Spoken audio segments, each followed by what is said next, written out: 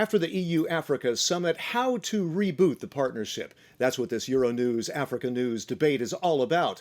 We're looking at tough issues like how to grow Africa's economy amid a youth population explosion with South Africa as a key economic driver.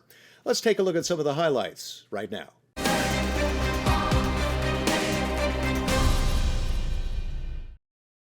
There are going to be roundtable groups based on themes like cybersecurity, counterterrorism, inclusive growth, health, and vaccinations. It looks like they're really getting down, talking nuts and bolts, practical solutions, as opposed to a lot of grand speeches, as we've seen so many times during these summits. Swazi.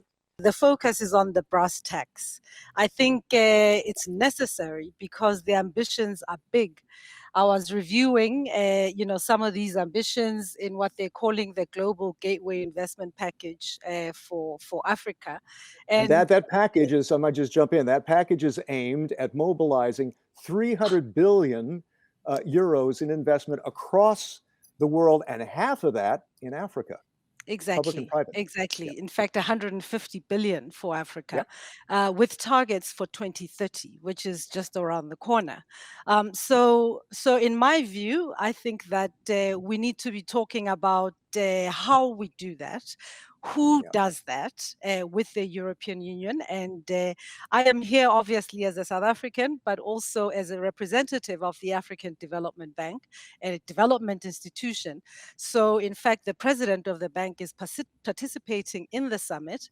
And what we hope to come out of there with is firm commitments from both Team Europe, and we've been having discussions with Team Europe and the African Development Bank on how we mobilize these resources for accelerating Africa's development, because 2030 is not far away. By the beginning of the 22nd century, in 80 years' time, 2 in 5 people in the world will be African, according to population statistics, reliable population statistics. Right.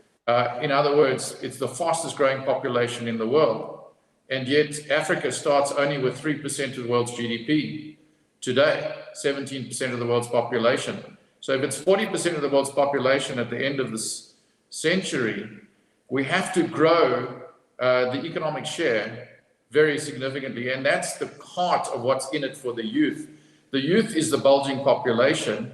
And we need to have Europe focus on the fact that it will be the biggest frontier of global growth in the world if we're even half successful with growth in Africa as a whole.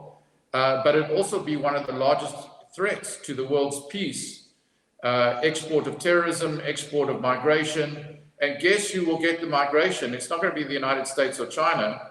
It's going to be straight into the corridors, the seas, and the lands of Europe. There's a lot at stake, obviously, but there's also a big elephant in the room that we need to acknowledge. And going into the summit, I think the fact is that there's a lot of African anger and resentment at the way that they've been treated over the past couple of years, from the vaccine hoarding to the lack of the waiver on the intellectual property rights for local manufacturing. No, the flight ban against South Africa after they uncovered Omicron. Well, exactly, which was not rooted in science or data, as well as the lack of commitment towards green finance, because Africa is being asked to do stuff that no other continent in the world has done. So I think, that's the elephant in the room. And, out of this summit, I want to see a few things. So first of all, from the European perspective, there needs to be a real sincere effort to limit some of this damage, because, there's this resentment. And you know what, we see these summits all the time. There's rhetoric that doesn't match the reality. There's bells and whistles. There's all these announcements. That's the big risk of these summits. We got to see something concrete this time, don't we? Yeah, so that needs to happen, and then we need to recalibrate to something far more equal. And this is where something like the reallocation of the SDRs, the IMF SDRs, special drawing institutions like the African Development Bank, are going to be important. I think what we are aiming at is to have more a partnership of equals. I think this is in the interest of Africa as it is in the interest of the European Union. And of course, this starts also with the private sector. There is a strong willingness from the part of the European private sector to invest more in Africa. to do more joint ventures with local business. And this is happening already, and it's been happening already. We have a lot of problems of market integration and fragmentation in Africa, together with other issues that have an impact on cost and risk.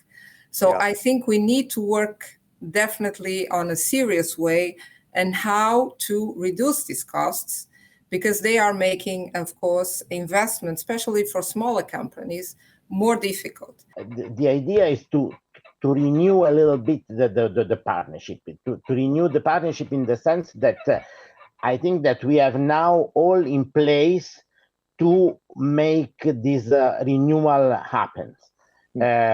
You mentioned the global gateway. Yes. We are at the beginning of the multi-annual financial framework, where in the new instrument for development and cooperation, we have allocated 80 billion euro to Africa. So I think that over 7 years. That's a 7-year budget framework. Yes, but I think that is important, that because this could be seen as a seeds fund in order to push for this Team Europe initiative that we had to put in place during the pandemics, when our funds were exhausted because we were in the previous financial framework. Yep. I think that we proved to be responsive to African requests.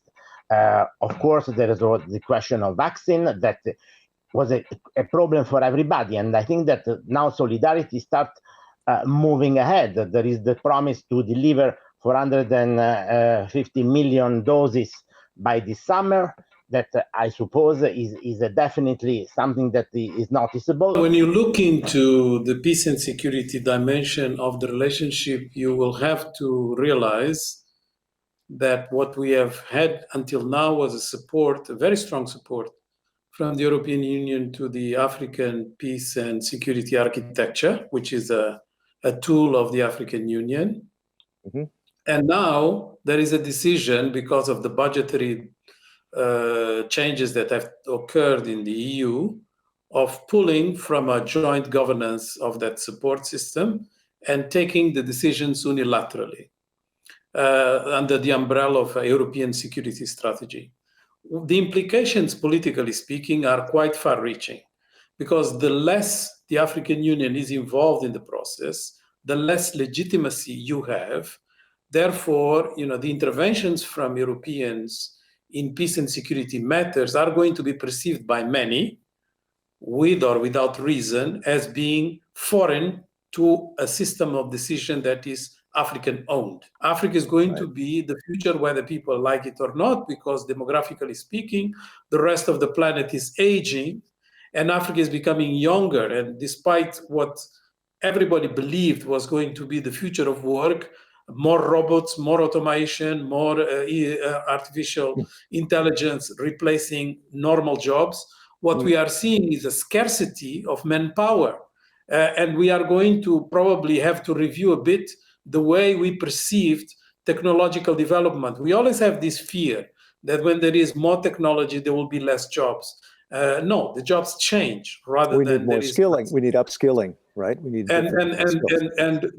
what we have to realize is that Africa represents two absolute musts for the future. The first is that it's going to be the largest consumer market for tech-intensive products and processes, for obvious reasons. You don't expect older people to use tech-intensive gadgets and processes, because that's not appealing to aging.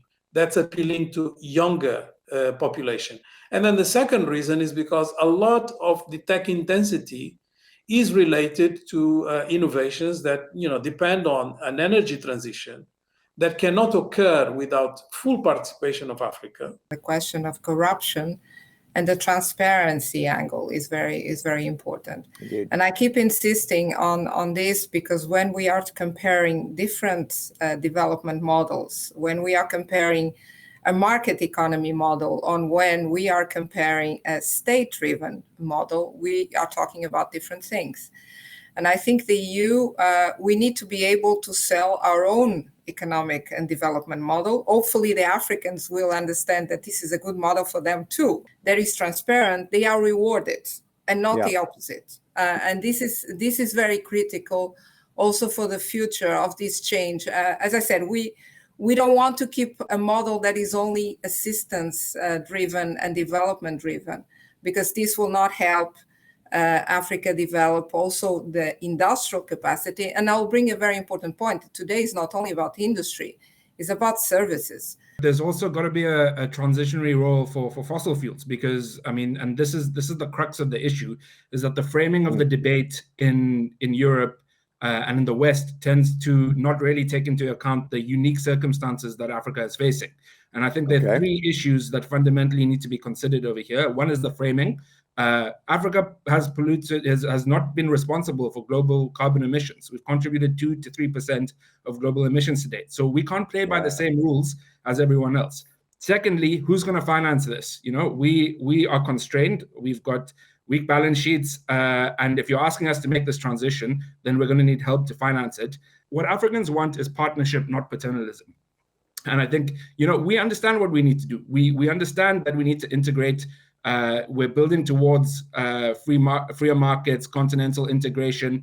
We want to self-fund our institutions. We want to develop our own capital markets so that we're less reliant on external sources of financing. But I think these are important messages that need to get through, because we're not asking for handouts and charity. We're asking for the ability to develop our own solutions to our problems. Our high fives, our famous high fives, are very much focused on the basic requirements for development. I mean, if you look at all of them, what are those high fives? So it's a Light Up and Power Africa, which talks about energy. You've got Feed Africa, which is agriculture, very important area. We talked about, I think earlier on, food famine. You know, so we're very focused on agriculture. We focused on improving the quality of life of Africans.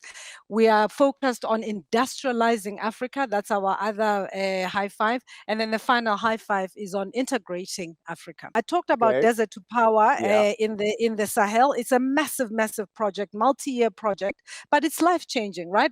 It'll affect 200 million people on the continent. So if you're talking about that 600 million that's not connected to electricity, that is transformational. There are really three countries in my mind that are the engines that need to move, which are South Africa, Egypt, and Nigeria. Without those moving, Africa's future looks bleak. So it's important that those countries undertake reforms. But if you're in a Rwanda or a Uganda or one of those countries, when I spoke to President Kagame, I said to him, you know, you have a $10 billion GDP. If you're growing at 10% GDP per annum, that's wonderful, but you're only adding $1 billion of GDP. That's not going to move the needle sufficiently for your population. So that the penny really dropped for me, that regional integration and the creation of an effective, efficient market of 1.2 billion people in Africa currently will drive the global multinationals to ask the question, how do we reach them? It's important that at the summit, everything is done by the European Union to help provide whatever support is necessary to get the African Free Trade Agreement. We have 6 decades of development aid. During these 6 decades of development aid, Africa continues to be largely dependent on commodity exports. It's about 60% of our trade. Which means that we have not moved out of the colonial model. And when they look into everything that is said, including in the last summit between the two continents and the current one in terms of the documents that have been prepared for it, they see all the nice words, all the right things in there. But is it really changing? The lowest hanging fruit is in terms of the IMF SDRs and the reallocation. Africa's asking for 100 billion of that, and I think if Europe is serious about showing goodwill, about demonstrating something that can have a very real, meaningful, and instant impact, and repairing what is quite a fractured relationship, I think this is the obvious low-hanging fruit. I think we need to ensure that we really make the conditions right for the middle, as the Germans call the Mittelstand, so the small and medium-sized enterprises to have the conditions to grow in Africa, together with Europeans, of course. But I think it's very important that we don't always think about multinationals, because that is a model that it's not the one will take Africa to the next stage.